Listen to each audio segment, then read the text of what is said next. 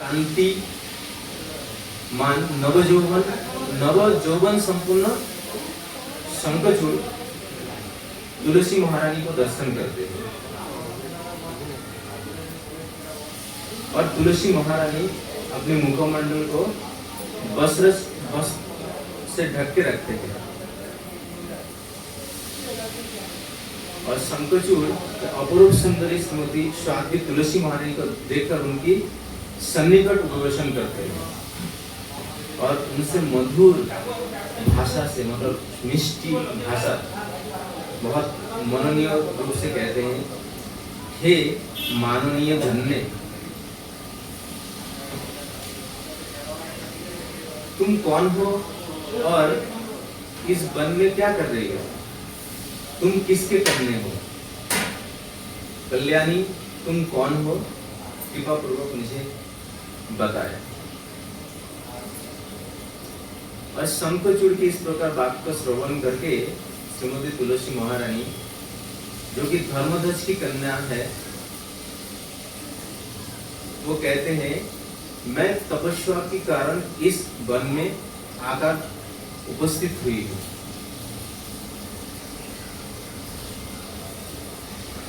और ये भी कहते हैं, जिस एक जो निर्जन किसी कन्या को देखकर जो सत्कुल जन्मित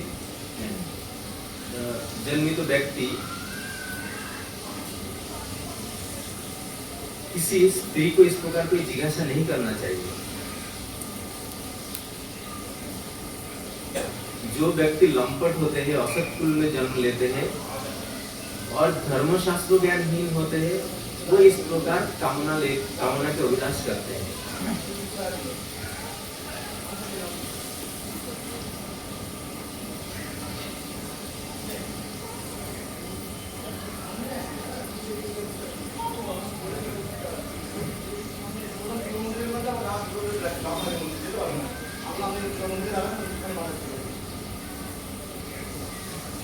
कामिनी जो है मधुर भाषा में वार्तालाप करते हैं, परंतु उनका अंतर खुर मतलब हिंदी में क्या कहते हैं, वो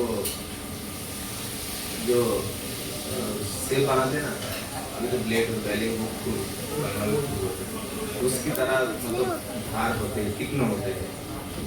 उनकी जो अंतर है, उनका बोली तो बहुत मधुर होते हैं, परंतु ये कामिनी जो है हरि भक्ति की विघ्नकारिणी है और संसार में बांध के रखते हैं।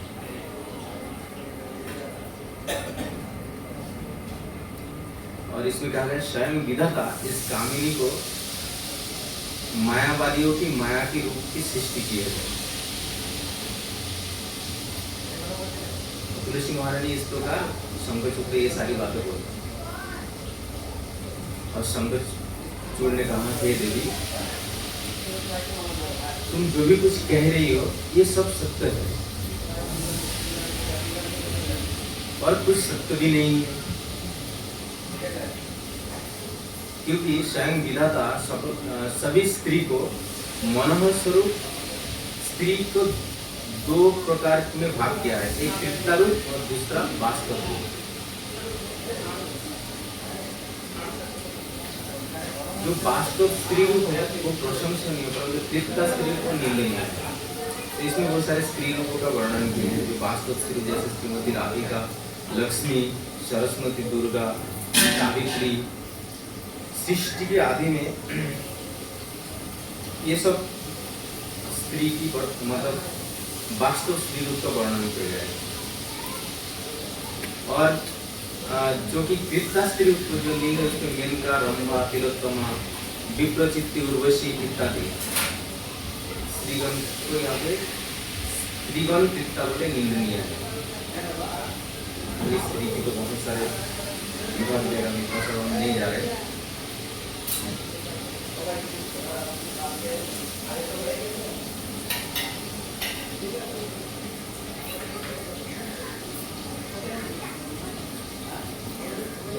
अब यहाँ पे शंकर जो कह रहे हैं, हे शोभने, यहाँ पे तुलसी महारानी को कहते हैं, हे शोभने, मैं ब्रह्मा के आदेश पर तुम्हारे निकट आया हूँ और मैं तुम्हें गंधर्व विवाह की द्वारा स्त्री रूप में ग्रहण करना चाहता हूँ। गोलोक धाम में मैं सुदामा नाम के गोप सखा था। अभी मैं मर्तलोक में संकचूट नाम से जन्म लिया। राधा रानी के अभिशाप से मैं दानव श्रेष्ठ होकर जन्म लिया और श्री कृष्ण के मंत्र के प्रभाव से मैं पहले की सभी कुछ जानता हूँ। तुम गोलोक की वासिनी तुलसी हो एवं जातिस्वरा हो। तुम राधा रानी के अभिशाप से भारतवर्ष में जन्म लिए हो। ये सब बोलकर संकचूट के विरुद्ध मतलब स्थिर हो गए। तब तुलसी सहस भास्कर अपनी सारी बातें तो संकचूट को कहते थे।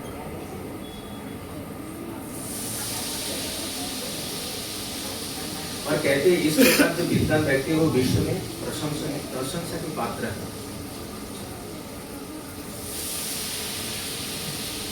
तो इस प्रकार उनकी बीच में कई सारे वार्तालाप हुए।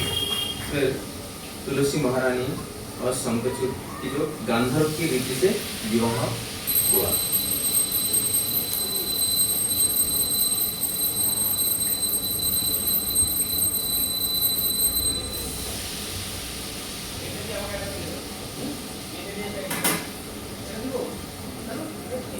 और ब्रह्मा जी भी वहाँ पे उपस्थित होते हैं। ब्रह्मा जी इनको कई सारे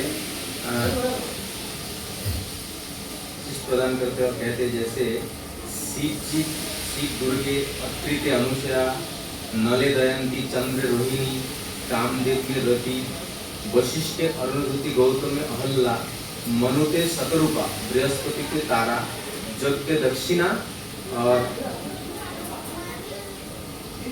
इंद्र सची मतलब इंद्र की पत्नी सची और धर्मे मूर्ति देवी में जिस प्रकार विवाह बंधन में आदत हो उस प्रकार तुम संकचूट में आसक्त होकर विवाह करो। और जब संकचूट का मृत्यु होगा तब तुम वैकुंठ की नारायण को प्राप्त होगे और उसके पश्चात तुम गोलोक में गोविंदो की प्राप्त होगे। ब्रह्मा जी इस प्रकार आशीर्वाद देकर अंतराध्यान हो। उसके पश्चात संकचूट ने तुलसी महाराज को गंधर्व की विधान से विवाह किया। कितना टाइम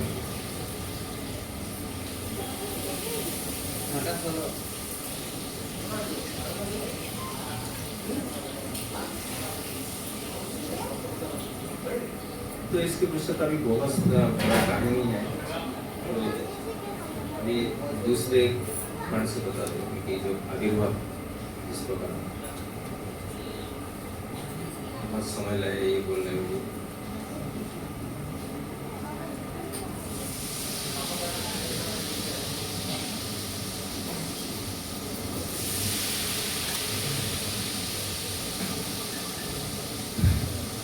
ये बृहद धर्म पुराण से कहते हैं 10-15 मिनट है, बाकी हो जाए। तुलसी महारानी के आविर्भाव के बारे में यहाँ पे वर्णन किया गया है। श्री बृहद धर्म पुराण में श्री सुकृष्ण और शौनक संवाद में श्रीमती तुलसी देवी के आविर्भाव के बारे में यहाँ पे कहा। प्राचीन काल में कैलाश की शिखर में धर्मदेव नामक एक विष्णु भक्ति परायण ब्राह्मण वास करते थे और उनके वृंदा नाम से सती साध्वी पतिव्रता पत्नी थे। सती वृंदा स्वामी के आदेश से देवताओं के सेवा कार्यों करते थे और वे सती सर्वदा हंसी मुख में रहते थे और सभी गुण उनके अंदर थे और सबको श्रद्धा करते थे। और ये सब कृष्ण भक्त प्रायण ये धर्मदेव भगवान श्री कृष्ण की हमेशा गुणकीर्तन करते थे और गुणगान करते करते पर्यटन करते थे सभी जगह में। तो एक समय वो साधु संग करते हुए और देवताओं के निकट वो भजन कीर्तन में लगे। ये जो धर्मदेव थे।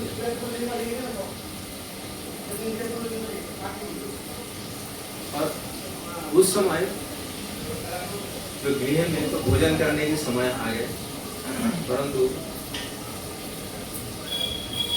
अब उनको जो पत्नी है उनको भूख लगी है, परंतु जेठु पति नहीं है तो अभी वो खा नहीं सकती, मतलब ग्रहण नहीं कर सकती। तो इसीलिए उन्होंने क्या किया, पानी पीकर सो गए। और उसी समय ये धर्मदेव गृह में प्रवेश करते हैं और जैसे देखते हैं जो उनकी जो पत्नी है पानी पिया है तो इसको देखकर उनको क्रोध आता है, तो उनको अभिशाप देते हैं कि तुम राक्षसी बन जाओ। और इस प्रकार अभिशाप प्राप्त होकर वो स्वाति सती वृंदा कैलाश पर्वत में बहुत राक्षसी रूप पाकर विचरण करने लगे।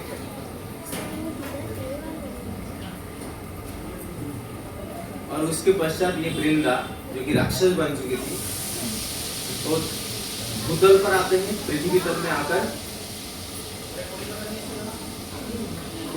खुदा से वो पेड़ पौधे के पत्ते और छोटा मोटा जीव ये सब भोजन करने लगे।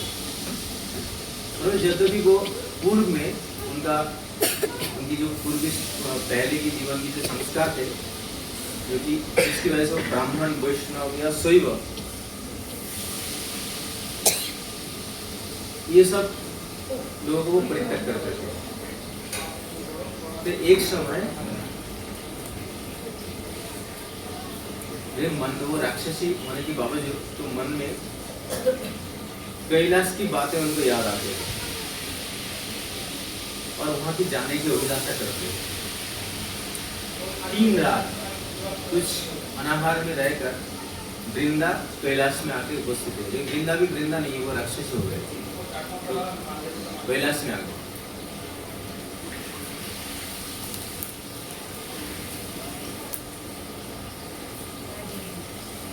और कैलाश में जो सभी जो प्राणी है वो सब शैव और ब्राह्मण है। और ये सब देखकर वो उन्होंने सोचा, ये वृंदा ने सोचा, जो कि राक्षसी वो सोची जो ये शैव ब्राह्मण है तो ये सब अभक्ष है, तो इनको हम भक्षण नहीं कर सकते।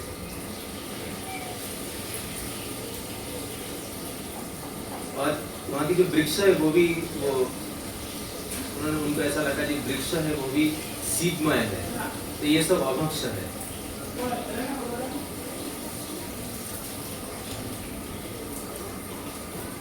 और वो इस प्रकार वो कोई भी चीज ना खाकर वो ऐसे विचरण करने लगे। तो उनको देखते हुए जो शैव है शिव जी की जो आराधना करते हैं और ब्राह्मणगण कहने लगा ये वृंदा सती साध्वी है, पतिव्रता है, गुणशाली है, दोष वर्जिता, किंतु कुछ कारणवश उनको राक्षस योनि में प्राप्त हुआ है।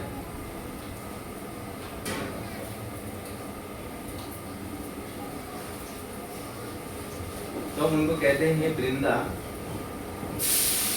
तुम पूर्ववर्ती सुकृति के कारण धर्मपरायण एवं श्री कृष्ण के नाम श्रवण करो। श्री कृष्ण के नाम श्रवण करने से तुम्हारा जो इस देह से मुक्ति लाभ होगा। श्रुता कृष्णस्य नामानि लब्धा नामानि तमो। ये बात उच्चारण करते हुए ब्राह्मण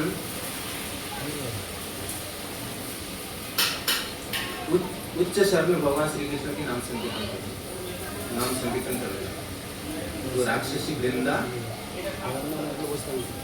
भगवान श्री कृष्ण की कीर्तन सतत श्रवण करने लगे। और ये जो वृंदा है खुदा कृष्ण के कारण भगवान श्री कृष्ण के नाम संकीर्तन श्रवण करते हुए अपने शरीर को त्याग करते हैं। यहाँ पे विराम देते हैं। हरे कृष्ण कृष्ण कृष्ण हरे राम। श्रील प्रभुपाद की